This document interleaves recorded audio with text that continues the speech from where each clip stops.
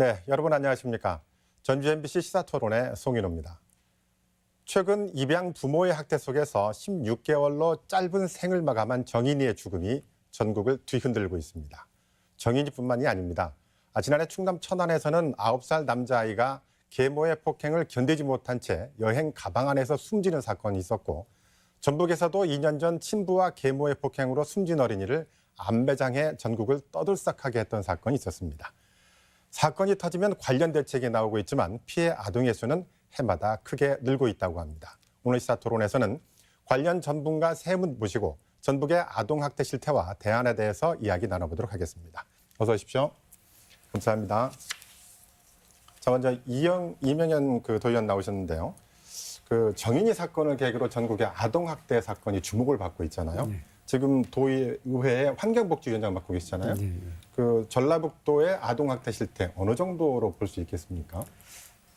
최근에 우리 정인이 사건으로 인해서 우리 사회적으로 이슈화되고 또 우리가 관심을 좀 갖게 됐는데, 사실은 이 사건뿐만이 아니고 우리가 알고 있거나 알지 못하는 많은 사건들이 일어나고 있고, 그런데 우리가 이렇게 신체적으로 우리 아이가 굉장히 고통받고 학대받고 그리고 또 죽음으로까지 내몰아졌을 때야지만이 우리가 관심을 좀 갖게 되는 게 아닌가 하는 그런 안타까움이 다시금 갖게 만들고 있고요.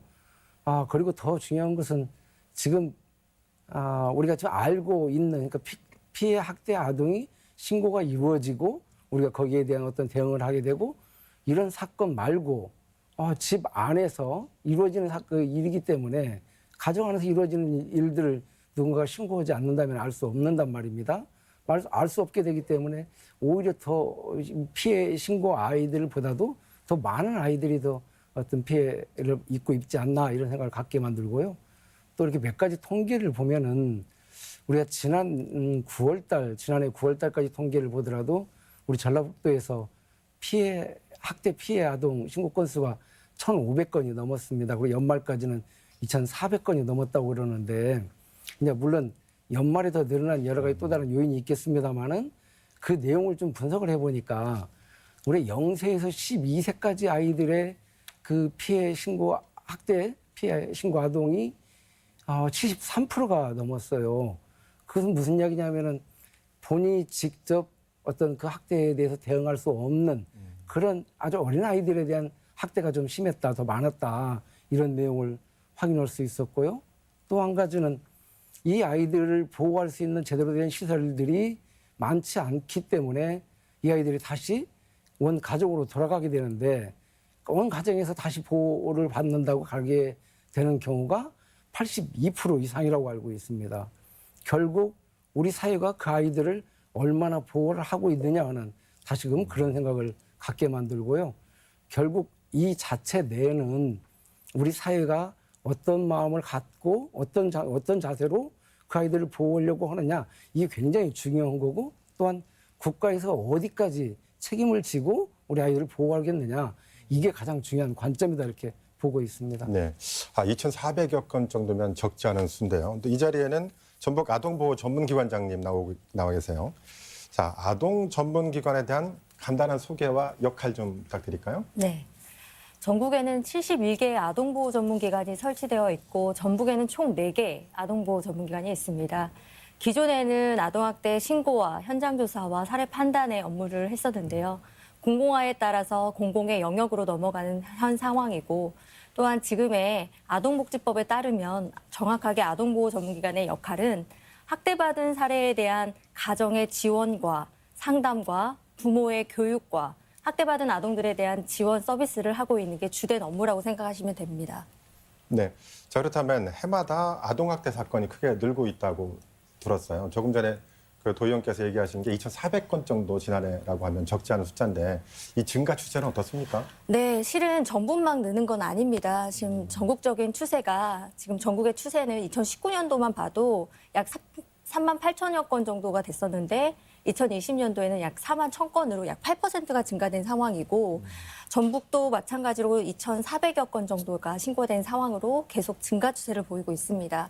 이거는 두 가지 요인으로 볼 수 있는데요. 한 가지 요인 중에 하나는 기존에 학대가 없었는데 계속해서 학대가 일어나느냐, 그거는 아니고, 무엇보다도 인식에 대한 변화와 이런 것도 아동학대라는 인식을 할 수 있던 국민의 역할로 인한 신고가 더 늘어났다고도 볼 수 있고요.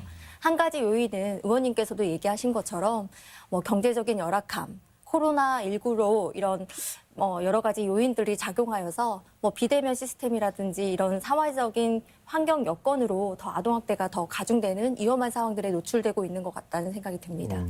조금 그래도 다행인 게 학대에 대한 인식이 개선이 돼서 신고 건수가 늘고 있다라고 볼 수 있는 거죠. 자, 이 자리에는 그 이해숙 한일장신대 사회복지학과 교수 나오셨는데요. 네, 안녕하세요. 네, 지난해만 해도 이게 정말 사실일까? 어떻게 네. 사람으로서 그런 일을 할 수 있을까라는 충격적인 네. 일들이 많았잖아요. 네. 그 주목할 만한 몇 가지 사례가 있을까요? 네, 아주 많이 있죠. 앞에서 말씀하신 대로 저희 지역에서 이제 고준희 사건 말씀하셨는데 고창에서는 초등학교 선생님에 의해서 아이들이 학대받은 사건들이 있었고요. 쭉 연도별로 살펴봤더니 인천에서는 부모의 학대를 견디다 못한 아이가 가스관을 타고 탈출을 했던 사건도 있었습니다. 또 아이들이 방임된 상태에서 라면 먹다가 화재가 났던 사건도 있고 또 조금 오래되어 있기는 하지만 계부모에 의해서 살해된 후 집안 정원에서 아이가 매장되었던 사건들, 이런 사건들을 저희가 늘 접할 수 있습니다. 시간이 지나도 크게 달라지지 않는 것은 경제적 발전이 되어 있고 우리 사회가 굉장히 선진국으로 가고 있음에도 불구하고 아동학대의 양상은 크게 달라지지 않는 거가 큰 문제인 것 같습니다. 네, 그 조금 전에 말씀하시는 게 학대 비율 중에서 부모의 학대 비율이 상당히 높다고 했는데, 자 그렇다면 학대를 하는 부모들이 보이는 뭐 특징 같은 게 좀 있을까요? 일반적으로 그동안에 많은 연구 보고서들은 그 학대에 대한 부모들의 유형과 아이들의 유형들을 좀 나누어서 봤어요. 그래서 부모님들의 유형은 좀 더 빈곤하다거나 또는 갈등이 있다거나 알코올과 같은 어떤 그런 기질적인 요인이 있거나 분노 조절이 좀 안 되거나 뭐 여러 가지 이런 요인들을 설명을 했었고 아이들에게도 조금 까다롭거나 좀 그 장애가 있거나 이런 것들이 그동안에 일반적으로 보고되었던 내용이죠. 그런데 제가 보기에 지금은 이런 그 보고 내용도 좀 달라져야 될 것 같습니다. 왜냐하면 근본의 정인이 사건을 보면 그 어떤 경우에도 별로 해당이 되지 않습니다. 따라서 부모들의 유형이 학대를 경험했거나 그거를 학대를 학습했거나 이런 것도 중요하지만 누구든지 학대 부모가 될 수 있고 누구든지 피해 아동이 될 수 있다고 하는 관점으로 조금 더 깊이 봐야 될 것 같고요. 그런 측면에서 우리 사회가 대안을 마련해야 될 것 같습니다. 네, 자 지금까지 세 분을 통해서 아동학대 실태를 한번 짚어봤는데요. 자 그렇다면 제일 궁금한 게, 자 그렇다면 아동학대를 왜 못 구하나, 왜 근절시키지 못하나라는 문제에 대해서 또 이야기 나눠보도록 할게요. 자 조자영 관장님, 그 이렇게 해마다 늘고 있는데 왜 못 구하는 걸까요? 단순히 인력과 뭐 지원 문제입니까? 우선 앞서서 의원님께서 여러 가지 사건들을 반추해보고 여러 가지 생각들을 다시 한번 정리하는 시간이 되었고요. 많은 공분을 사는 사건들에 보면 좀 자세히 보면 실질적으로 비난을 받을 수 있는 여지가 있을 수 있지만 그 이면을 조금 바라봐 주셨으면 좋겠다는 생각이 듭니다. 실제 미국의 경우는 학대받은 사례의 가정을 지원하는 1인당 상담의 건수는 17건 정도 됩니다. 근데 실제 한국의 아동보호 전문기관 상담원의 사례 관리 건수는 64건으로 한 가정을 돌보기에도 다른 가정을 보는데 여력이 되지 못해서 결국 계속해서 인력적인 부분이 있고요. 안타까운 걸 제 입으로 얘기하는 말할 수 없을 정도로 2019년도에 분석한 통계가 있는데 아동보호 전문기관의 이직률이 30%가 넘습니다. 그리고 또한 근무 연수가 2.68년 정도 되는데 이는 결국은 한 아동의 가정에 학대가 종식되기 위한 노력들을 위한 상담원들이 현실적으로 죽여버리겠다, 각종 민원에 시달리고 각종 업무에 시달리면서 현장에 견디지 못하는 시스템을 계속해서 있고 그 안에서 악순환이 되면서 결국 안타까운 소식들을 접할 때마다 저희 상담원들이 멘탈을 유지하는 데 굉장히 어려움이 있습니다. 또한 두 번째는 정말 끊임없이 외쳤던 내용이긴 합니다. 그 이면에 아까도 자세히 다 봐주셨으면 좋겠다고 얘기한 게 예산적인 문제입니다. 이거는 실제 제가 여러 번 국회에도 말씀드리고 여러 번 건의했던 사항인데 예산의 구조가 뒤따라오지 않으면 절대 이 현장에 있는 공공화의 인력뿐만 아니라 아동보호 전문기관의 전체적인 인력에 그 업무를 할 수 있는 아동들을 지켜낼 수 있는 인력조차 없는 예산이 될 겁니다. 그 예산의 구조가 어떻게 되어 있냐면 실제 그 업무를 진행하는 부처는 복지부이지만 실제 예산을 집행하는 곳은 복권기금으로 범죄 피해자 기금으로 일시적으로 유동성 있는 예산으로 집행되고 있습니다. 그렇기 때문에 아무리 대책이 내세워지고 거기에 따른 어떤 예산을 지원하더라도 예산이 굉장히 유동적이고 일시적인 기금이기 때문에 한정이 된 거죠. 그렇기 때문에 기존에도 계속 외쳐왔던 것들을 이행할 수 없었던 한계가 계속 부딪히고 있는 상황이긴 합니다. 자, 이 교수님, 그 학대는 늘어나고 있고, 근데 이 학대를 막기 위해서는 주변의 신고만으로 모든 게 해결될 수가 없잖아요. 여전히 네. 시스템은 중요한 네, 거잖아요. 물론이죠. 네. 그 이제 좀 전에 관장님 말씀하시면서 어떤 기관의 열악한 환경이나 전문성을 발휘할 수 없는 부분들을 말씀하셨는데 그거 이외에도 사실은 우리나라는 아동학대 발생 비율이 미국보다 훨씬 낮습니다. 이유는 왜 그럴까요? 실제로 아동학대가 낮아서가 아니고 발견하지 못해서입니다. 그래서 발생률이 낮은 것으로 되어 있고 그 이면에는 아동학대에 대한 인식이 아직도 굉장히 많이 결여되어 있습니다. 그래서 아이들은 키우려면 때려서 키워야 된다는 생각도 있고 또 초등학교 선생님들을 인터뷰한 보고서에 보니까 초등학교 선생님들의 70%가 아이들이 학대받은 흔적이 있음을 목격했다라고 진술들을 하고 계십니다. 그러나 그럼에도 불구하고 신고는 어땠어? 이렇게 했을 때 신고하기는 망설여진다. 또 실제로 이번 사건에서도 의사 선생님이나 이런 분들도 신고 이후에 굉장히 많이 시달림을 호소하고 계시잖아요. 이런 측면에서 문화적인 부분들도 있고 또 아주 굉장히 중요한 것은 학대받는 피학대 아동들이 자기들의 목소리를 낼 수 없는 아이들이라는 거죠. 특별히 1세 미만의 아이들의 학대 비율도 우리나라도 2%나 되는데 이런 여러 가지 묻히고 다시 되돌아가고 인식이 결여되어 있고 제도는 아직도 역시 미비하고 이런 것들이 총체적으로 우리 사회의 아동학대를 근절시키지 못하는 주요 원인들로 함께 상승 효과를 내고 있습니다. 그 조금 전에 제가 질문을 시스템도 중요하다고 드렸잖아요. 근데 또 바꿔 말하면 시스템으로 모든 걸 해결할 수는 또 없지 않습니까? 어떤 그렇죠. 보완책들이 필요할까요? 제 생각에는 이렇습니다. 우선은 제도적인 시스템을 갖추는 것도 굉장히 중요하지만 아이는 때려서 키우는 게 아니라고 하는 우리 사회 전반의 어떤 합의된 목표들. 그래서 모든 사람들이 나도 학대자가 될 수 있다는 생각을 하면서 또한 모든 사람들이 학대를 근절하겠다고 하는 학대의 감시자가 되어야 하고 그리고 또 학대가 발생했을 때는 미국 같은 경우는 이 학대에 대한 발생에서 굉장히 중요한 게 부모 중심으로 보지 않고 아동 중심으로 봅니다. 아동이 얼마나 안전한가라고 하는 거고 그 학대가 얼마나 영구히 근절될 수 있는가에 대한 초점을 맞춰지거든요. 근데 저희는 그런 부분에서 좀 전에 의원님 말씀하셨지만 다시 가정으로 되돌아가는 경우가 그 보호 조치의 1에서 9단계에서 원가적으로 되돌려보내는 비율이 82%나 되고 그러다 보니까 다시 재학대가 발생하는 비율들도 굉장히 많고 이런 그 순환의 고리들을 가지고 있습니다. 네, 자, 이 의원님, 이 교수께서 그 시스템과 인식에 대한 문제 지적을 해주셨는데요. 지난해부터 자치단체별로도 그 학대 전담 공무원을 둘 수 있도록 돼 있죠. 예, 예. 지금 전북의 상황은 어떻습니까?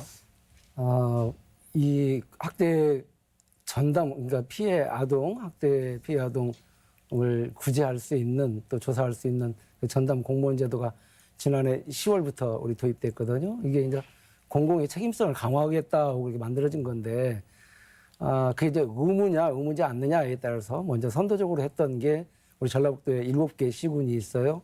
정읍, 남원, 김제, 그리고 완주, 무주, 장수, 이렇게 7개 시군이 있고, 전주를 비롯해서 나머지 7개 시군은 또 올 해까지 갖춰야 된다 이렇게 되어 있습니다.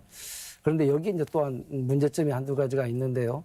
이걸 시행한 지 얼마 안 되다 보니까 저희가 이제 시행착오라고 표현할 수도 있겠지만은 앞서서 우리 그 관장님께서 말씀하셨던 예산의 문제도 당연히 따라오는 건데 일단은 학대 전담 공무원들의 운영할 수 있는 그런 예산 자체를 각 시군에다가 맡겨버리고 있어요. 국가에서 책임을 지지 않고 있습니다. 예를 들어서 그 학대 전담 공무원이 움직일 때는 어떻게 보면 차량도 필요할 것이고 또 학대받은 아이를 구제했을 때는 긴급하게 치료할 수 있는 치료비도 있어야 될 것이고 그런데 거기에 대해서 전혀 국가가 책임을 지지 않고 있다 이런 문제점이 한 가지가 있고 또 한 가지는 인력의 문제라고 할 수 있죠. 가장 중요한 게 조사와 또 뭐 접수와 여러 가지 업무를 해야 되는데 지자체 한 곳당 한 명의 인력이 있어가지고 24시간 그걸 다 대응할 수 있겠느냐. 절대 못 하는 거죠. 그런데 현재 그 기준이 또 좀 애매합니다. 우리 그 보건복지부에서는 어떤 기준을 내려줬냐면은 전담 공무원제에 대해서요.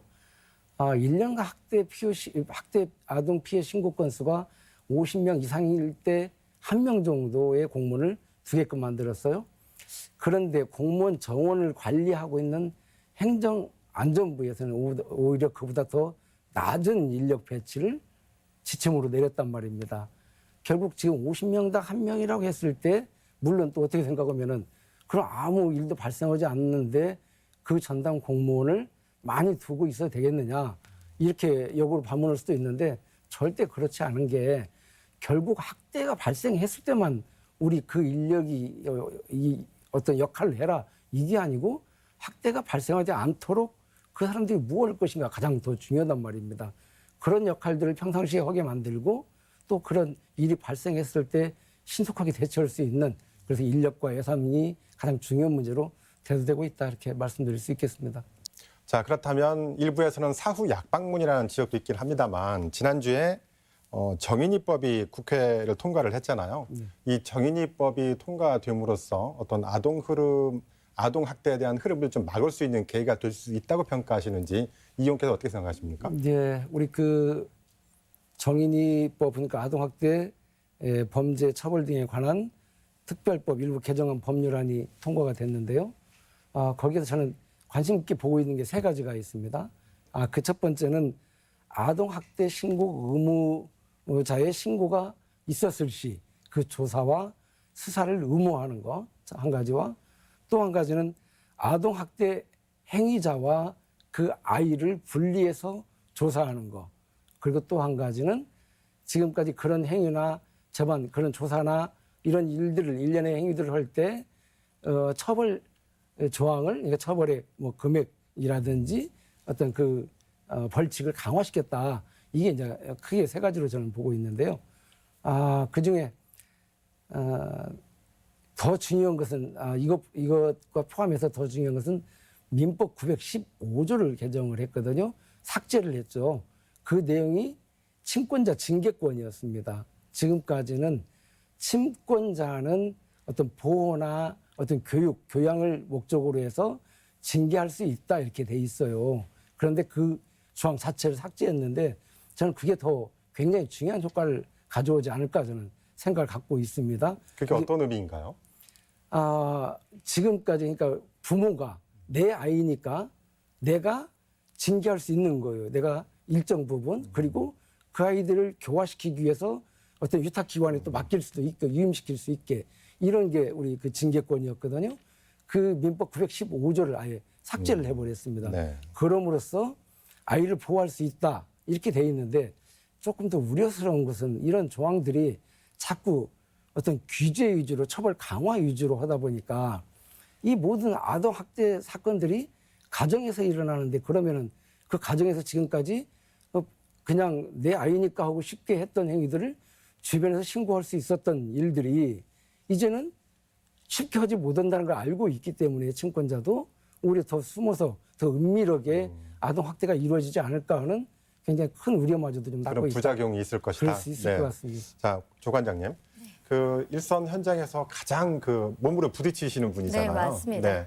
그래서 이 정인이법이 어떤 효과가 있을 걸로 기대하고 또 걱정은 혹시 있다면 뭔지 궁금해요. 정말 실질적으로 법에 아까 의원님이 얘기하신 것처럼 법으로 인해서 좀 파생되는 어떤 효과적인 부분들은 분명히 있을 거라고 생각이 듭니다. 규제를 해야 되고 그 가운데서 특히 조사에 대한 권한이 강해짐으로써 즉시 어떤 조사에 대한 부분으로 인한 아동이 응급한 상황에서 보호가 필요할 경우는 이에 따른 즉각 분리 제도가 올 3월에 시행이 됩니다. 우려되는 상황은 이런 법들은 의미가 있지만 실질적으로 좀 전에 말씀드린 것처럼 인프라의 부족입니다. 즉각분리제도가 시도되었을 때 현장 안에서는 장애 아동이 피해를 받았을 경우에 입소시킬 만한 곳이 없습니다. 결국 그 아이들이 입소할 만한 곳이 없어서 원가적으로 돌아가는 경우도 있고 영유아의 학대 피해 아동 건수를 말씀해 주셨는데 그런 경우도 전담으로 보호할 수 있는 시설이 많이 전무한 상태입니다. 전국에는 지금 75개의 학대 피해 아동 쉼터가 설치되어 있고 앞으로는 91개까지 늘리겠다는 게 정부의 방침입니다. 실제 즉각분리제도가 시행됐을 때 이 한 개소당 7명의 정원이거든요. 그러면 현장에서 부딪혔을 때 그 아이들이 다 즉각으로 분리되었을 때 보호받을 만한 시설이 있느냐 그거가 전혀 따져지지 않은 상태로 법이 먼저 앞서간 것 같고 현실과 이상안에서의 계속 괴리되는 부분들이 발생되면서 아마 전담 공무원과 실질적으로 이 법을 시행하는 부분의 경찰들도 또한 아동보호 전문기관 직원들도 굉장히 혼선을 경험할 것 같다는 생각이 들고 무엇보다도 아이들이 피해받지 않도록 하기 위한 이 시스템의 부분들이 먼저 개선돼야 될 것 같다는 생각이 듭니다. 네. 어떻게 보면 말이 앞서가는 것은 큰 피해가 없지만 법이 너무 앞서가는 것은 오히려 피해를 또 생길 수 있게 하는 요인이 되겠다는 말씀이시고요. 자, 이혜숙 교수님. 네. 어떻게 보십니까? 이 지적에. 네, 저는 부분 동의하고 또 다른 측면이 있다고 봅니다. 우리나라 이 아동학대하고 관련된 법은 1년에 한 번 정도 개정이 됐습니다. 근데 법이 개정이 되었지만 말씀하신 대로 인프라나 그것을 실행할 수 있는 기반이 마련되지 않으면 법이 실효를 얻기는 굉장히 어려운 측면에서 이제 동의할 수 있고요. 그러나 또 다른 측면이 있습니다. 이 정인이법에서는 의원님 말씀하신 것처럼 경찰이 출동했을 때 즉각적으로 그 조사와 수사를 할 수 있는 그런 것들이 부여되기도 했고 여기서 굉장히 중요한 것은 그때부터 공조할 수 있는 시스템을 마련하도록 했습니다. 왜냐하면 정인이 사건에서 보면 3번의 신고가 있었음에도 불구하고 이게 공조가 되지 않음으로써 다 첫 번째 신고자로 처리돼서 이 아이의 죽음을 막지 못했다고 하는 측면에서 이 법이 가지는 의미가 있다고 보여집니다. 그리고 이제 그럼에도 불구하고 조금 더 보완을 해야 될 게 있다면 아동학대하고 관련된 빅데이터를 저희들이 마련해야 되는 겁니다. 이렇게 해서 이 아이들이 전반적으로 학대되는 것에 대한 어떤 그 촘촘하게 살펴보는 이런 시스템들을 조금 더 강화해야 되겠죠. 그리고 아울러 또 하나 저는 생각해 볼 수 있는 것은 학대가 의심되는 경우에는 부모의 동의가 없다고 할지라도 전문가들이 치료와 진단 검사를 통해서 정말 이 아이가 학대의 소견이 없는 건지를 명확하게 보고 그리고 가정으로 돌려보낼 때는 원가적으로 복귀할 때는 이 원가적으로 복귀해도 된다고 하는 뚜렷한 근거들을 마련해야 되는 것들이 저는 반드시 있어야 된다고 봅니다.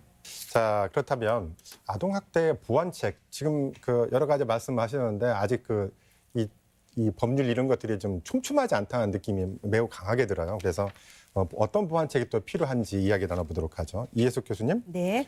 이번 법 개정으로 인해서 부모의 체벌은 이제 완전히 금지가 된 거잖아요. 네, 네. 그렇다면 이제 인식도 또 개선돼야 될 텐데 네. 어떤 점들이 필요하다고 보십니까?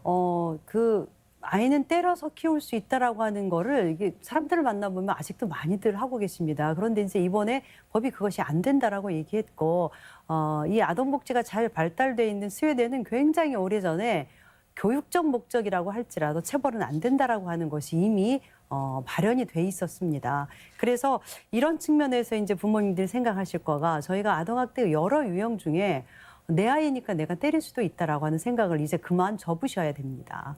그리고 또 잘못하면 맞을 수 있지 이런 생각도 버려야 됩니다. 그거는 잘못하면 맞을 수 있다면 잘못한 어른들은 왜 맞지 않나요? 그러면 싱가포르처럼 우리도 태형을 가지고 태형 제도를 실시해서 때리거나 맞거나 뭐 이렇게 해야 하지 않을까요? 그런데 더 중요한 것은 때리는 것이 바람직한 행동을 절대로 유도하지 않는다는 겁니다. 그런 면에서 우리 모두가 좀 생각을 바꾸셔야 되는 부분이 있고요. 아울러서 이제 저희가 또 하나 생각해 볼 수 있는 것은 정서적인 학대 같은 경우, 뭐 예를 들면 우리가 많이 하는 거, 너는 왜 그렇게 생겼어? 우리 학교 다닐 때 그런 이야기 많이 들었습니다. 너의 엄마는 너 낳고도 미역국 먹었대니? 뭐 이렇게 이거 굉장히 정서적 학대거든요. 또 집에서도 부모님들로 무심코 이런 이야기들을 할 수 있습니다. 그런데 이 정서적인 학대가 신체적인 학대보다 훨씬 더 부작용이 크고 이것도 중요한 학대라고 하는 인식을 좀 하셔야 됩니다. 눈에 보이는 멍보다 마음의 멍이 더 어렵다. 그럼요. 네네. 네. 그렇습니다. 자, 조 관장님, 이 교수께서 말씀하셨지만 신고할 수 있는 사회적 분위기와 이 아동학대를 보호할 케어할 수 있는 시스템, 이거 양대축이죠. 네, 맞습니다. 지금 이제 시스템 측면에서는 예산 부족과 인력 부족을 네, 이제 네. 지적을 하셨는데요. 자, 그렇다면 신고 의무자들의 신고라든지 주변의 신고라든지 이런 사회적 분위기도 매우 중요하다고 생각하는데 맞습니다. 그 점에 대해서는 어떻게 생각하세요? 실제 위원님께서 얘기하신 것처럼 전북의 학대 피해 아동 발견율은 6.3%입니다. 1000명당 아동 1000명당 1명이 학대를 수치를 하는 게 발견이라는 표현을 하는데요. 실제 전국에서 세 번째로 높습니다. 이게 마치 잘못된 것처럼 시각을 갖는 게 아니라 오히려 발견율이 전국적인 부분에서 더 많이 높아져야 되는 시스템이고요. 그만큼 신고자의 역할이 매우 중요하다고 보여질 수 있습니다. 그 신고자는 특히 학대받은 아이들을 가장 많이 그리고 아이를 지켜볼 수 있는 직업군으로 26개로 직업군으로 되어 있는데요. 그들이 신고하는 건수가 실제로 아동학대로까지 판단되는 실제 비율이 일반인들에 비해서 80% 이상이 높습니다. 그 정도로 신고하는 이 시스템 안에 신고 의무자의 신고가 매우 중요하고요. 또한 일반인들 또한 많이 학대라 하면 매스컴에서 우려되는 사항은 매우 심각하고 죽음으로까지에 대한 이런 내용들로만 인식하는 경향이 있는데 이거를 오해를 좀 푸시고 실제 그런 부모들도 경미한 학대부터 실은 본인이 학대인지도 모르는 상황에서 학대가 더 심각해서 심각한 사망으로까지 이어진 케이스가 많습니다. 그만큼 신고자들은 그 미연에 보여지는 징후라고 볼 수 있죠. 그 징후라 하면 신체 학대든 정서 학대든 집에 가기 싫어하거나 그리고 학대로부터 받은 아이들이 직접 말하는 경우도 있지만 보여지는 외관적인 유형상 방치가 된다거나 그리고 부모를 무서워한다거나 이런 모습들을 보이면 언제든지 모든 국민들이 신고를 해야 된다라는 이런 인식들이 변화될 필요가 있습니다. 그 점에서 궁금한 점이 하나 있는데요. 네네. 자, 이제 학대 신고를 해야 되는 의무자들이 있잖아요. 네네. 그런데 이제 대개 이 의무를 개별적으로 주는 경우가 많아요. 예를 하나 들어보면 병원에 와서 중북에서 있었던 일이죠. 병원에 와서 학대가 의심이 돼서 신고를 했는데 그 의사를 신분을 알려줘서 이렇게 위협도 받고 그랬잖아요. 그러니까 개인에게 맡기지 말고 이걸 그 병원의 시스템을 통해서 학대 의심의 신고를 한다든지 이렇게 돼야 되지 않을까 생각하는데 어떻습니까?